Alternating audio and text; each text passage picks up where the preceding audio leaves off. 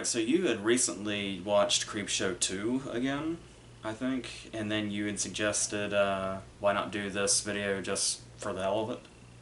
No, actually, I suggested this one before I revisited the Creepshows, because I revisited both Creepshows in the same day.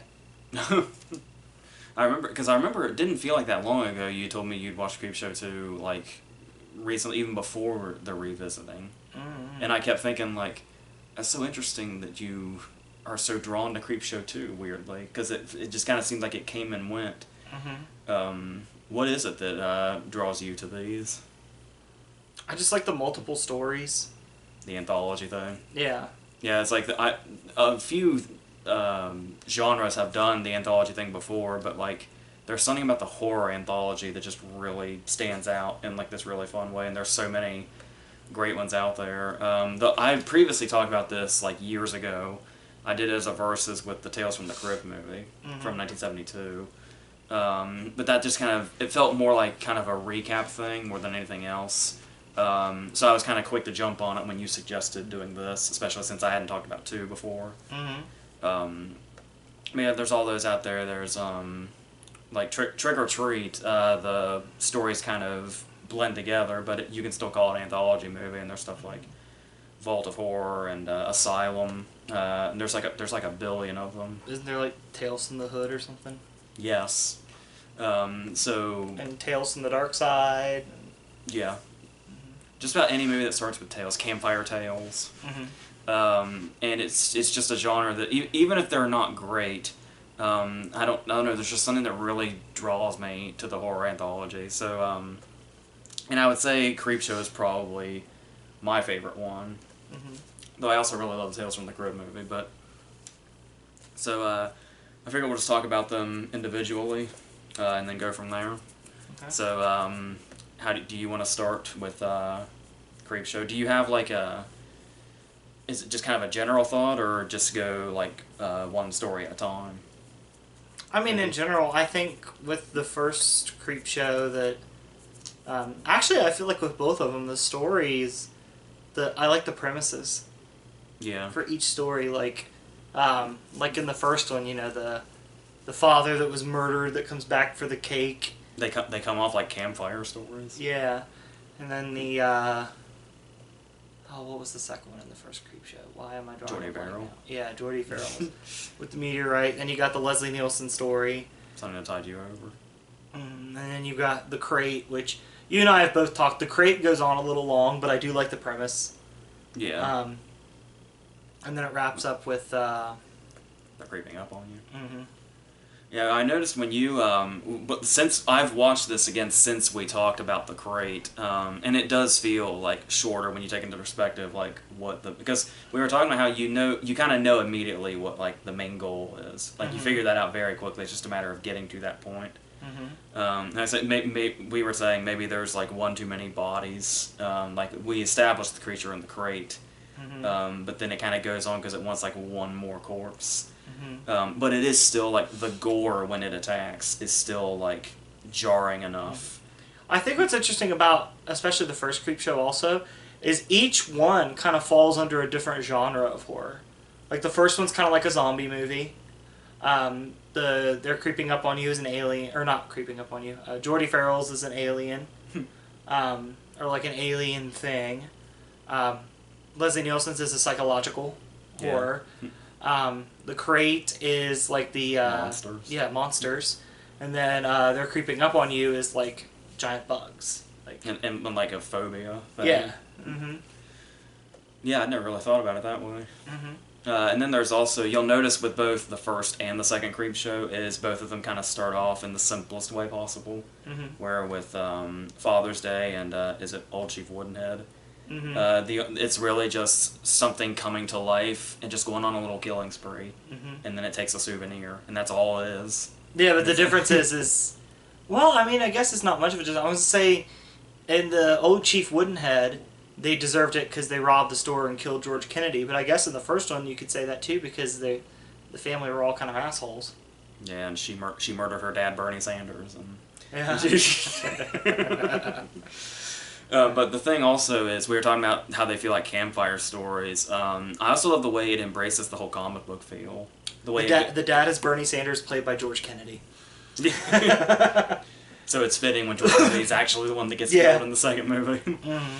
But yeah, the way it takes the comic book approach also with the different animations. The second one especially goes into like full animated like interludes in between stories. I don't enjoy those as much as I did in the first one. Yeah. The second one, it's too like... I just don't like it as much. I do love that he takes it to a field of Venus flytraps, though. Yeah, but I think it's also where in that one it feels like these little pointless interludes, whereas in the first one it's a bookend with the kid and his dad. Like, and it's interesting to like go through the whole movie and still see the surprises because the dad like says the whole movie in like one sentence when he's talking about what he saw in the book and why he's so against it. It's like he just takes us through the whole movie right there. He's like people coming back to life, people turning into weeds, and it's like that's the whole thing. I think he mentioned the monster. Spoilers. Yeah, that's why he was killed. So and I love the way he was taken down with like the voodoo doll. Yeah, and the way Tom Savini and the other guy come across that by accident. Yeah. And the kid just takes joy in like stabbing the voodoo doll. Yeah, and it always surprises me that Tom Savini is the creep in the second movie because the makeup almost looks like intentionally cheap looking, but at the same time you would never know that's him in there. Yeah. In the way he sort of brought some of the, brought the makeup to life, it makes sense that he's the one kind of like pulling the strings in the second movie. So that's a detail I always kind of liked. Yeah. What do you think about... Plus, maybe it's just me, but I feel like when the ghoul in the first movie is like in the window and the kid sees it, he's creepy. Yeah, there's like some genuinely... I don't know I feel this so much in the second movie, but I feel like the first one, despite the comedy of it and the campiness of it, that every now and then there is a genuinely creepy moment in it. Like, I always thought the image of Jordy Verrill's dad in the mirror is kind of creepy. Yeah. And the way it's sort of like, for the first two stories there's like a whole sort of father theme, which also is going on in the prologue also. I always wondered if there was like something intentional there. I think there would have been if it had continued on and it stayed that way, but it really diverts from that after that. Yeah, and I also like the fact that, like I said, you talk about... and something I've always noticed is that horror is a genre that's often known for like sort of bad performances, especially if they have like young casts. But horror is also something where you can get great performances out of actors. Like some of the best performances, especially from like women, come from horror movies. Well, Anthony Hopkins and Jodie Foster won Oscars for horror movies. Yeah. I mean, I guess technically they're suspense, but you could easily call them horror. Yeah. And I know people may not see Stephen King as the best actor, if you even want to call him an actor. It's more like, cameos in his movies. But it's always been interesting to me with a genre like this, that with The Lonesome Death of Jordy Verrill and They're Creeping Up on You, we're basically getting one-man shows, which I think is really interesting, with him and then E.G. Marshall in the last story. And there's something really kind of intriguing about that, and it kind of helps build the horror also, like that sort of brings in that sort of isolation, like how the story's literally called The Lonesome Death of Jordy Verrill, because there's just nobody else there. He's just there with his wrestling and his alcohol, and that's it. And yeah, say what you will about his acting, Stephen King is like genuinely hilarious in that. Especially when he's like supposed to be. He's supposed to be like the world's worst loser with the worst luck. And then you go to the next story, and one of cinema's most common comedians plays a shit-your-pants scary, like, vengeful husband. Yeah, because his big venture into comedy was like Police Squad and Airplane, and then this was like right after. Like, he was known for drama, then he did like Police Squad and Airplane, and then he did this. And it's like it kind of really caught you off guard that he went back to that and played such a sinister character. One detail that I didn't notice for a long time was, and whenever I see it now, it feels so foreboding. Like, if you're not thinking about it, it just kind of seems like just something there. But then it feels so ominous and foreboding when you realize where it's headed, when he sets up the whole thing on the beach where he's able to watch her basically drown. So he knows all that stuff. And we see all the security cameras, and he's like so tech savvy. And it's like when he's in Ted Danson's apartment at the beginning, just kind of building up like, I know what's going on and stuff like that. He's like obsessing over his electronics. Like he's looking at his TV and saying like what kind it is. And it's like it's that foreshadowing that that's going to come into play, that he knows that much about electronics. Yeah. What do you, is there anything that particularly creeps you out in any of these? The creeper out the window in the first one. Something that always got me about Something to Tide You Over was when obviously they emerge from the ocean as zombies. And that could be seen as like campy and kind of funny by the fact that he tries to shoot them and they just keep moving and the way they just appear. But when they story takes such a hard left. Yeah, and that's the thing, is it's like when it gets to that point, the way they build it up to me has always been genuinely creepy. Where at first we see he looks out the curtains and then he closes them and walks away, and it's like he was this close to like seeing them out the window, and as we see them walk by, and then when they then in the security feed, it's always just fog. Yeah, and when they walk through the door and like the fish in the tank like retreat, it's like it's genuinely creepy. And then you were talking about how it takes such a hard left, because it's like we see them creeping, we see like them covered in seaweed and all that, but it's still when he opens the doors, it's almost like you're imagining in your head, oh my god, what if they're like zombies or something? And there's so much build up, it's kind of jarring when it actually is that, because it's like so surely it's something else, right? And they make you think that enough that it's surprising when it is what you're thinking it is. And then it's like, I always thought that was a really interesting part of that story. And it's like, and it's kind of a nice balance to the campiness of it, because you can tell they're embracing the campiness throughout. Yeah. So I like that it can actually be almost simultaneously creepy too at times. Was there anything else about the first three? The first three stories? Yeah, like Something to Tide You Over, Lonesome Death of Jordy Verrill, and Father's Day. I think the Father's Day story, at first, can be kind of hard to get into. Yeah, because there's a lot of build-up as to like who the family is and the way about them. Yeah, it takes a little bit to get where it's going. So I think it's interesting that they kind of led with that.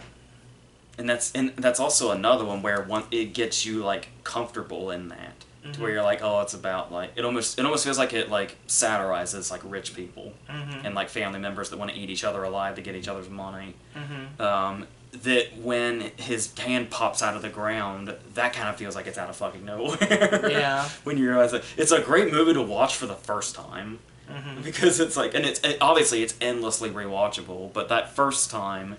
It just seems like everything's coming from out of nowhere, and you never know like what direction the story's gonna go. Something all the stories seem to do pretty well is build. Yeah. Like the Jordy Verrill one, you notice like it slowly takes over, and it's not done where you like see things growing. It's done in like a progression of shots. Yeah. And his debates, like his fantasies about like his very over the top fantasies about what's gonna happen when he goes to the college, and it's like, oh, they're just gonna shower him in money.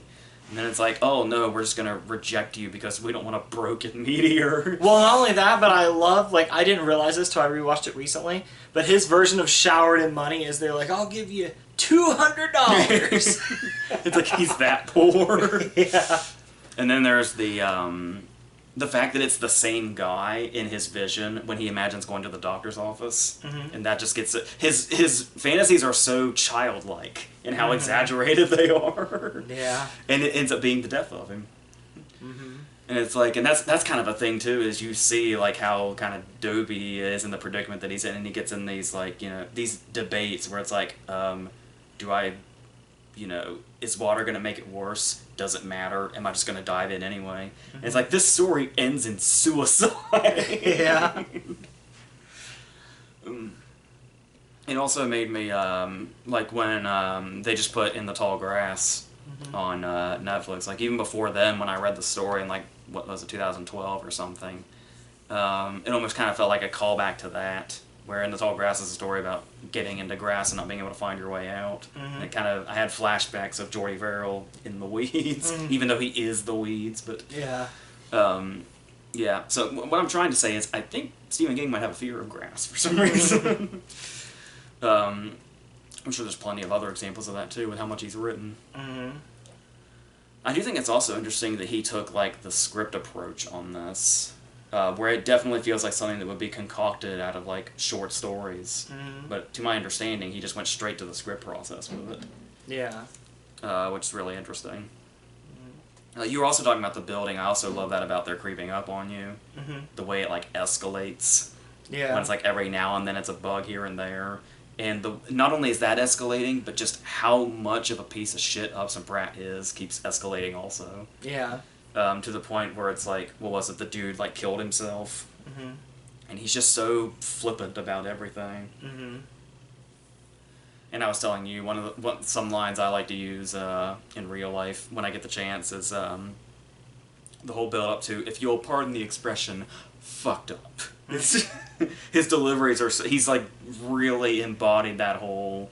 It's almost like this is what Art from Christmas Vacation did before he retired. Except he didn't make it to retirement. Yeah. That's another one, too, where it's like, of all the ways that story could have ended, Jesus Christ. That is, like, the last thing you expect. Because the way it's kind of built up, the way that you cut to it before he dies and everything's gone, it makes you almost seem like he hallucinated it all.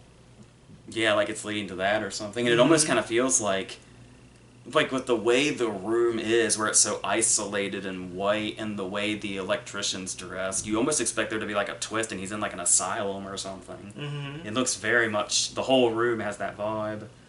And the fact that I don't think we ever leave that room, do we, except when we see the exterior shot of the blackout.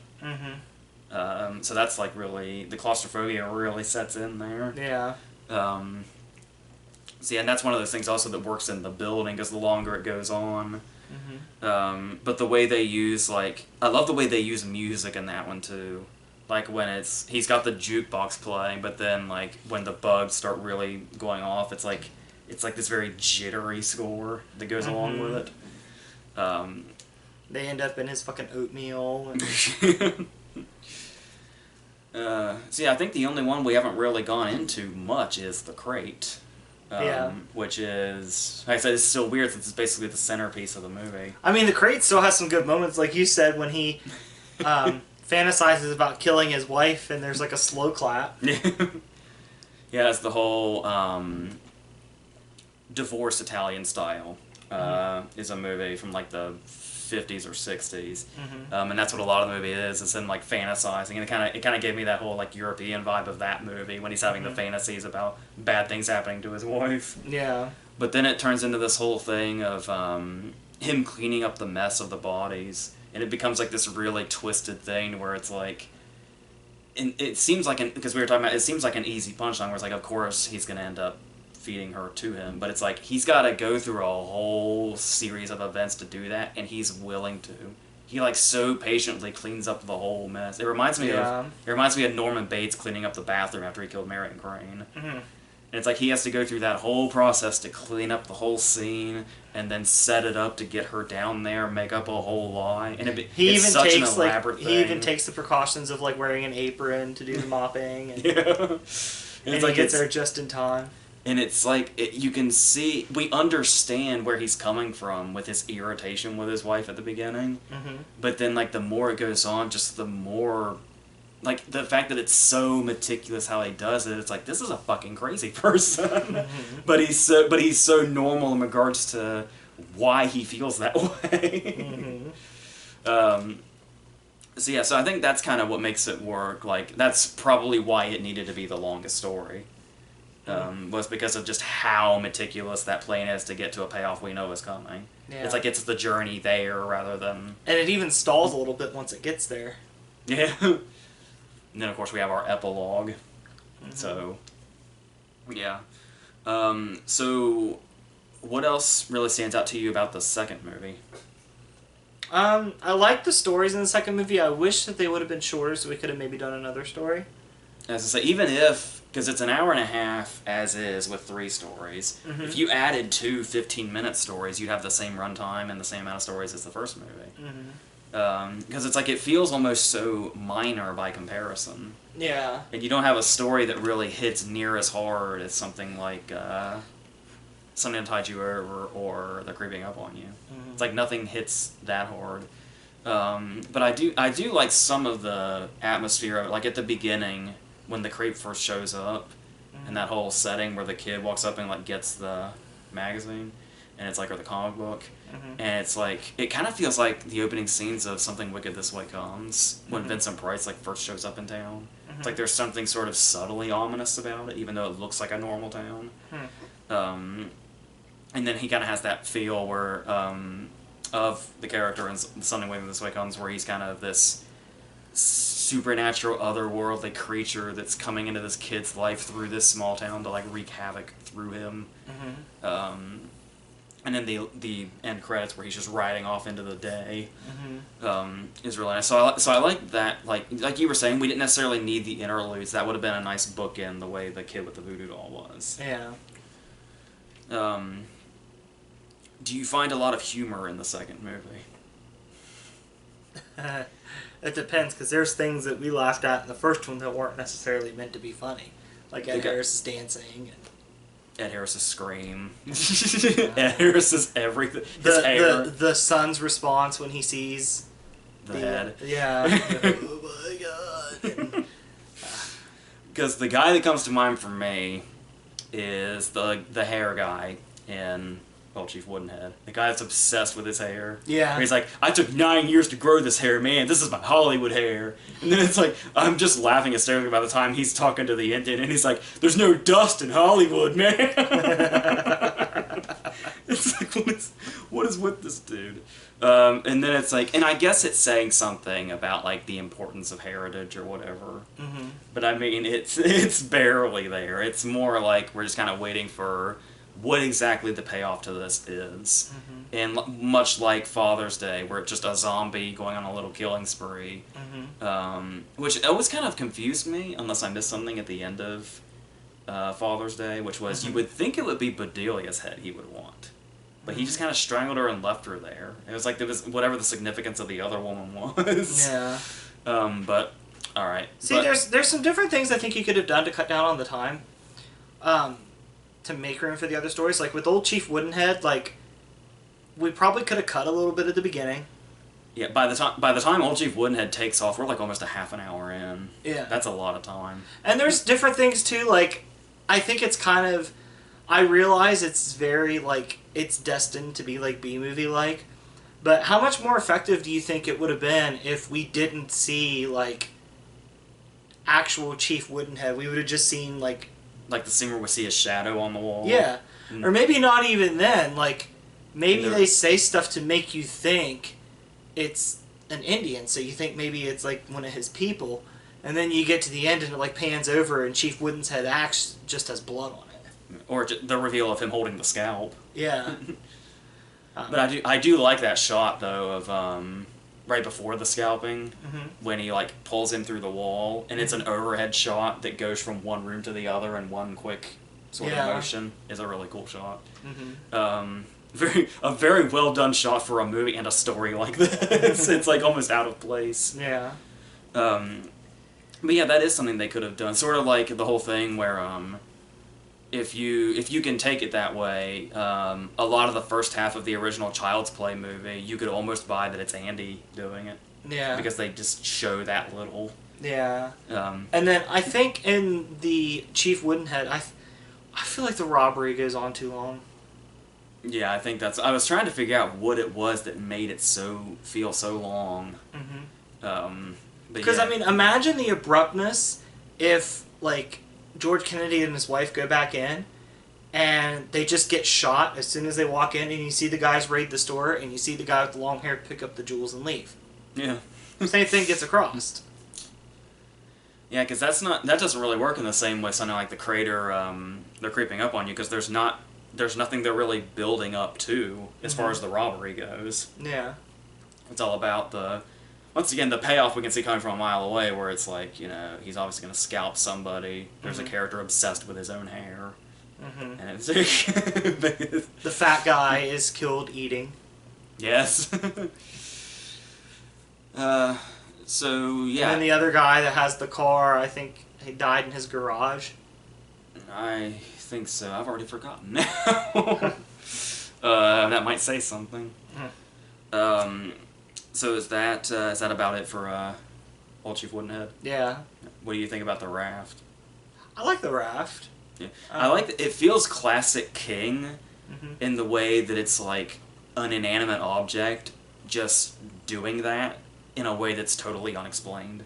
Like that, it just is what it is. Now, where Old Chief Woodenhead felt like that some of the stuff went on a little long for the build, I feel like the raft needed that build. Yeah. Yeah, it does feel like I didn't know whether to admire how kind of suddenly it just started happening, or if the whole, because it does actually get to where it could have because the way they linger, like the scene that comes to mind is when it's just him and the girl, and then the girl ends up getting attacked and pulled through, and he has no choice but to just kind of watch this happen, and then come to the conclusion that this is his out. Yeah. And it's like, this is his time to get out. And it's like, but the way, it feels kind of brutal, the way he has to watch this happen and make that decision and, like, use it to his advantage. Especially to this girl that he was essentially getting ready to rape. But it's like, that's something that could have hit a little harder if if they did more with the characters instead of just making them, like, it's like, it was basically Friday the 13th without any of the build-up. Yeah. Because, like, even the Friday the 13th movies have, like, 45 minutes of just the characters being the characters. Yeah. But still, there is a way, like, just the scenes themselves still kind of have a brutality to them that hits even without that. Like, when the first guy has to get pulled through, like, the crack, basically. It's, like, so unrelenting. Yeah. So... And you end up seeing him and, like, his foot's up above his head as he's been pulled down in. And then that final fuck you, it's like, I love the way it's like, it's basically saying, like, he has to get to the shore, and it's like, if he gets to the shore, he'll be safe. And then it's like, he gets to the shore finally, and he finally found his way out, and he finally found freedom. And he's like, yes, I beat you! But then, when it comes up as a wave and takes him anyway, that's basically the way of saying, who the hell said all you needed to do was get to shore? Nobody said that! Yeah. Nobody came to that conclusion. The rules were not established. You could have just kept running. Go, the fucking car was like 2 steps behind you. But even then, would that have worked? And then the final fuck you of the no swimming sign. I still wonder if they would have even followed that. If these are the kind of people that would have even followed I wondered the that sign. when I watched it too. I was like, they wouldn't have cared. It's like, does that sign even matter? It's a nice little fuck you payoff, but it's like, I feel like these people were doomed. Yeah. At all times. Yeah. So that leaves the hitchhiker. Which goes into pretty straight silliness. It's a very creepy thought on the outset, because a lot of us, myself included, have been driving at night, and the creepiest thing that we know we could see is just a lone person standing on the side of the road at night. You know what I think does it in when you say silliness?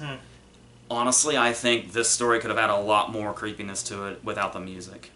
Really? The music is like, what, borderline 80s rock. Yeah. And that seems so out of place, because the shot that always creeped me out was the first time she sees him come back, and we see it from a distance. Because that's kind of the way you would feel if you actually saw that, and the way his body's like twisted already. Yeah. It's like, there's definitely a creepy story to this. It feels like an urban legend. Yeah. I'm pretty sure it is an urban legend. But then it's like, the more it goes on, I think it is pretty twisted the more fucked up his body gets as it goes. Like, by the time he comes back in the garage, there's not even a face there. It's like, that's pretty fucked up. And the way he just has one line that he repeats over and over again. Thanks for the ride, lady. And that's his only line every time. And it's like, it does kind of give you that vibe of it's something that feels like something you could never get away from. Yeah. And it's just like repetitiveness. Where it's like, the line is just as repetitive as the situation, and it's going to be a loop she's in forever until he just kills her. Yeah. In whatever fashion he was going to do that and why. So yes. And the fact that it's happening to a shitty human being, essentially. Yeah. Did you notice the book for It on the shelf behind the dude in the dude's bedroom? Yeah. Shameless. And Stephen King's the truck driver. Yeah. What happened? I don't know. He makes himself the dumbest characters every time. I know. Yeah, so I always love the idea of the Hitchhiker story, but I kind of feel like it would have benefited from... It at least needed more build-up to get to as over-the-top as it was. Like, we needed more of him, like, her actually running away from him and him, like, in the constant distance. Where it's like, it almost would have to feel like, just have him moving like that in that twisted manner, just like as a I guess, at the pace a normal human would.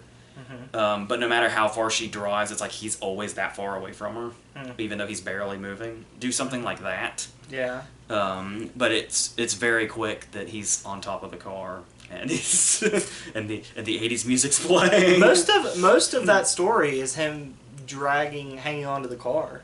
Yeah. So and you probably could have cut out some of the build up of the who she is. And added more of the build-up with Hitchhiker himself. Yeah. Or maybe at least see him in his human form a little bit besides when he's getting hit. Yeah. But no, like we hardly get a look at him at all before it's already happened. It's what happened with I Know What You Did Last Summer, basically. Yeah. So, yeah. So is that about it? I think so. I would love to see more movies like this. I know there's a Creepshow 3. I've never seen it. I hear it's like not even... Like I was going to possibly watch it to do this with, but the more I heard, the more I was like, well, I think we'll be fine just talking about one. I would love to see, like, in today's age, like, you know how you have those movies like New Year's Eve and Valentine's Day? Why can't we take big casts like that and put them into something like this? Yeah. Like, how fun would that be? There is a show that's happening now. That has the title. I haven't looked much into it. I see like an advertisement every now and then. But I'm not quite sure in the fashion in which they're doing it. But it's funny. People may see this video and think we're doing it because of that, but it's like I barely know it exists or exactly what they're doing. Like, you remember there for a while, every year, like a Saw movie or a Paranormal Activity movie came out? What if every year somebody made a movie like this and, like, just had some fun with it? Yeah, it'd feel like a nice, like, tradition in Hollywood or something. Yeah, like, yeah, I mean, like, and, you know, it's a lot easier, well, I don't know if it's a lot easier, but it seems like it's easier to do, like, movies with stacked casts, and with this you could change up directors, too. Yeah. Like, you could do different directors. There's a lot of horror movies that come out that, honestly, aren't very good, but I bet if you condensed them down and put them in a short form like this, they would hold a lot more water. Yeah, I was just saying that in The Tall Grass needed to be a short. Like, imagine, like, you don't like Paranormal Activity. What if all of Paranormal Activity happened in the vacuum of a half hour in a story like this? Yeah, like, they did that for a little bit on the indie scene with the VHS movies. But those went so downhill so fucking fast after that first movie. Like, with this one, put quality people in it. Like, there's quality people in this one. Like, imagine the fun you could have. Like, oh, I don't know. What's a good example? Good. I'm curious who you're gonna come up with. Okay, let's say you have, like, let's say it's a story like Something to Tide You Over, and you do it in a modern take, and you use, like, for Ted Danson, you use Bradley Cooper, and for Leslie Nielsen, use Samuel L. Jackson. That's interesting. Like, imagine if you could, like, build something like that. Like, take people outside of their genres. Yeah. Like, I mean, I personally, I don't know if I'm going to get any better than Bradley Cooper as Ted Danson's character. I feel like that's damn near perfect. Bradley Cooper is totally the guy that would bang another dude's wife. Yeah. If that's what you're saying. Yeah. Or, I'm trying to think of somebody he hasn't worked with before. Because I was like, well, you could do Bradley Cooper and De Niro, but no. Or... We were talking about Joker earlier. What if you did Bradley Cooper as Ted Danson and Joaquin Phoenix as Leslie Nielsen's character? How nuts would that be? Yeah, wild. Yeah. Especially just getting him in a movie like this at all would be the weird thing. Yeah, and imagine De Niro in E.G. Marshall's role. I could see that, yeah. Yeah. Like, you could have a lot of fun with this. Like, bring it back. Do one every year. Get some... And use different people every time. Grab some new directors. Like, it's a series that could be really fun.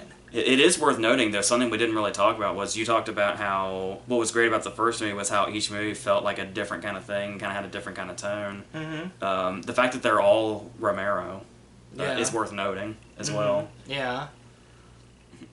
And you could still play with the different genres. Like, you could do a possession story. You could do just a straight up ghost story. You could do vampires. Torture porn. You could do for one. You could do. You could use King books to do this, like Nightmares and Dreamscapes and Everything's Eventual and Night Shift and all those. Yeah. Yeah, I'd watch that. Because they tried to do a miniseries of Nightmares and Dreamscapes, and they kind of they picked some of the weakest stories to do it with, and it made no sense. Or just get original content from some really good writers. Like, imagine what, like, I know he's mostly known for drama and stuff like that, but imagine, like, a psychological horror story, like Something to Tide You Over, written by somebody like Aaron Sorkin. Like, imagine what that would look like. You got to get Peele involved in something like this. Yeah. Yeah, exactly. You know, like something similar to Get Out. Like, Get Out was fine the way it was. But imagine if you condensed Get Out and put it in something like this. And you could really take it balls to the wall if you went the Creepshow format. You really could. Just get all the breakout horror directors right now. Robert Eggers and Ari Aster. Get James Wan. Oh, definitely. Get Cabin in the Woods guy, Drew Goddard. Oh, yeah, that'd be good. He'd definitely have fun with it. I could see Drew Goddard doing his own entire Creepshow movie. Yeah, he should. He should. Because Cabin in the Woods would have definitely fit that. Cabin in the Woods needed the feature length, though, to build up. Yeah. But I would love to see him tackle another story like that. Maybe some of those similar monsters. Yeah. Like, maybe he could do, like, a Creepshow type story where it's like Cabin in the Woods, except it's 5 separate stories, and it's like a prequel. And we see the groups affected by each different monster. Yeah.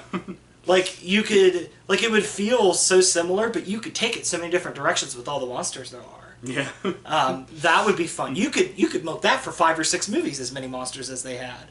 Yeah, I'm kind of surprised they didn't try. Yeah, that would be a cool idea. And you just get, like, a different group of 5 people each time. It also kind of, with Whedon so heavily involved in that, you're almost surprised they didn't try to make a series out of it. Mm-hmm. Or at least try to get him to. Yeah, yeah. But you could do, like... But you know there's countless things you could do. It would just be something I would love to see tried today. But you know what sucks? Everything we just said is too good to be true. Yeah. If Peele couldn't get the Twilight Zone off... I mean, he got it off the ground because they got a second season, but it's not very good. So... but I would love to see something, like, campy and fun, like Creepshow. And stick serious actors in it. Yeah. I mean, like, imagine, like, Leonardo DiCaprio in a Creepshow scenario. bring out his inner Critters 3. Yeah, yeah. What if Leonardo DiCaprio was, like, the Leslie Nielsen role? Yeah. Like, how cool would that be? Or even, like, oh, what's another one? Like, I'm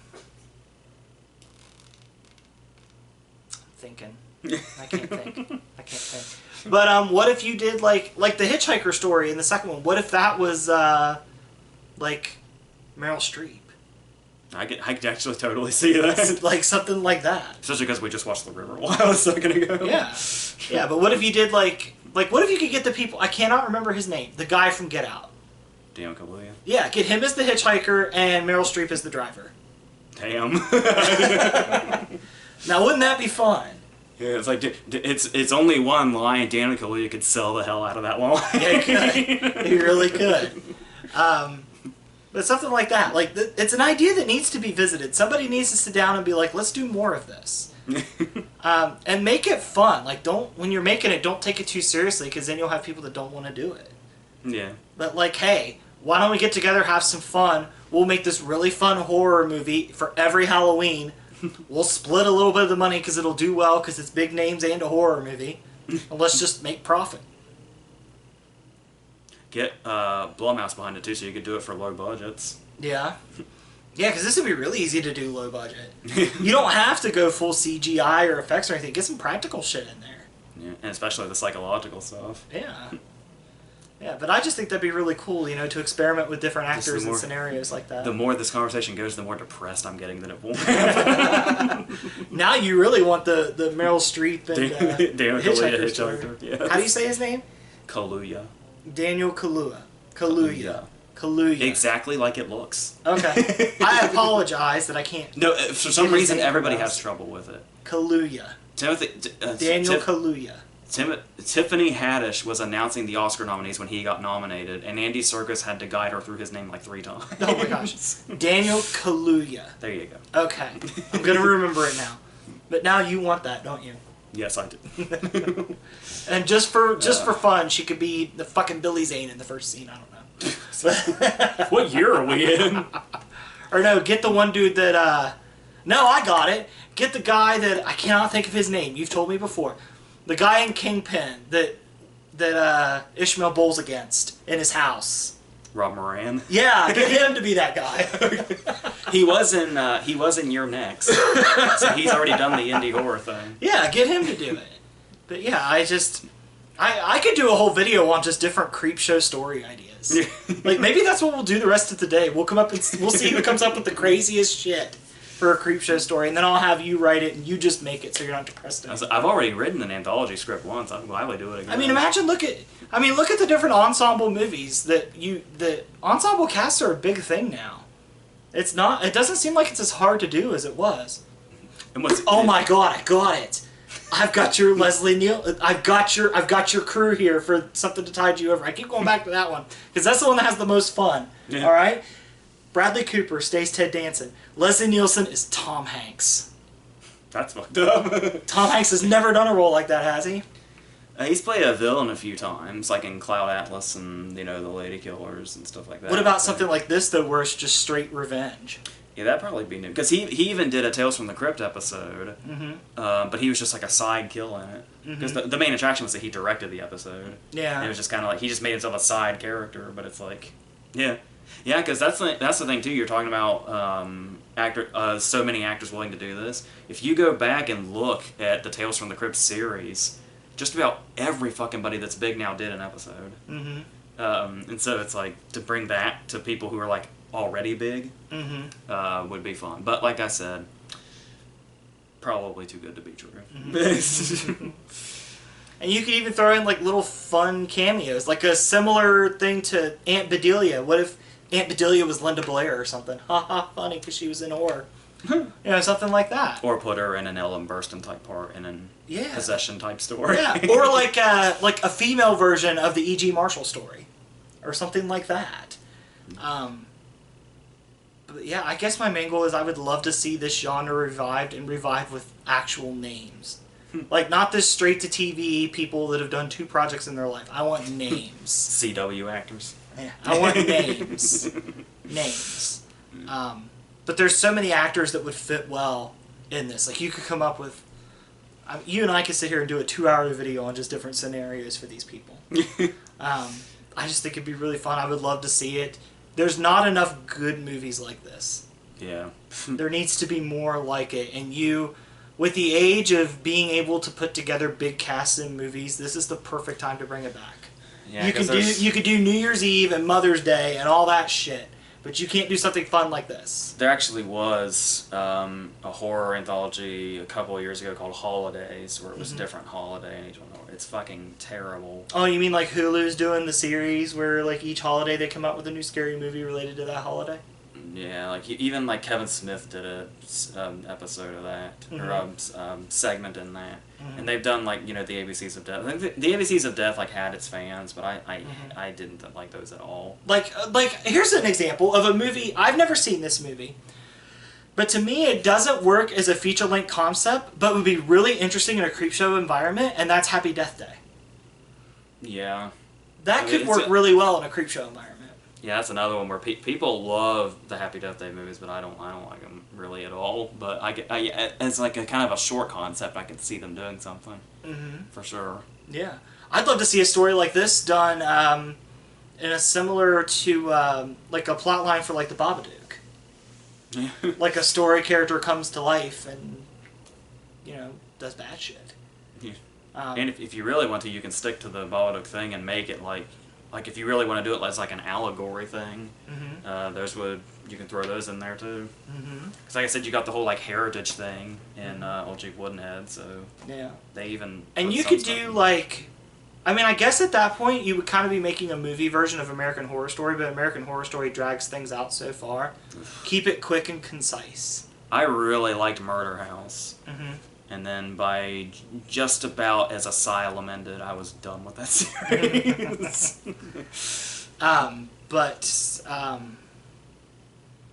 Yeah, it'd just be fun to do something like that. Bring something like that back. You could even do fun little tie-ins with it. You know, I would love to see this done with big actors today, and I think it's totally feasible. I mean, hell, you can make, like I said, you can make all those rom-com things. Like, we were looking at Christmas movies today. Love the Coopers. Look at that cast. You could easily buy that cast for a movie like this. Could you imagine John Goodman in a movie like this? He'd be brilliant. Or movies like The Big Wedding. Yeah. Or, I had one and I lost it. Had one and I lost it. It's not a bad movie per se, but Love Actually had a big cast. Yeah, imagine Jeffrey Rush like doing something in this. Imagine Jeffrey Rush as like the Upson Pratt. Yeah, bring him out of retirement. Is he retired?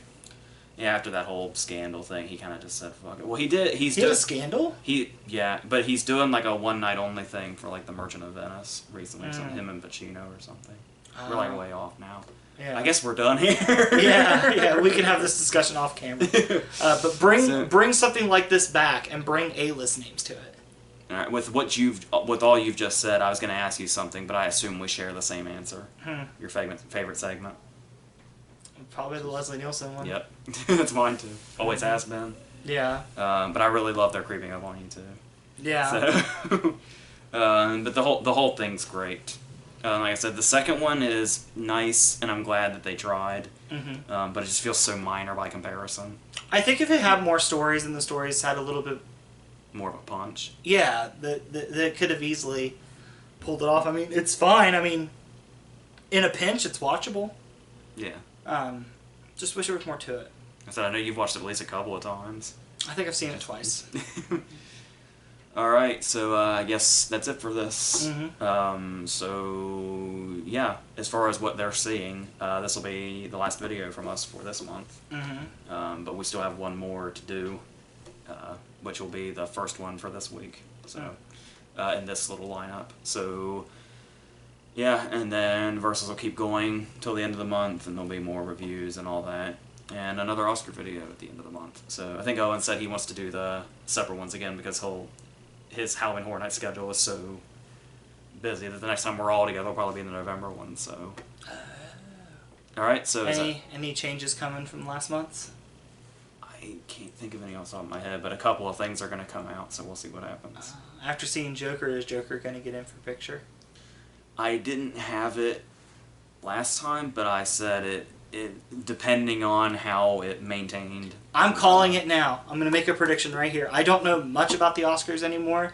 I will bet money Joker wins Adapted Screenplay. Ooh. That's very interesting. We'll find out. I don't know what its competition is, but I feel like it's got a chance. I have to. I'm in Creepshow mode rather than Oscar mode, so now I'm drawing a blank. Oh, come on. Those two should definitely coincide. Alright, so I think that's going to be it for this. So until whatever we do next, I think that's it.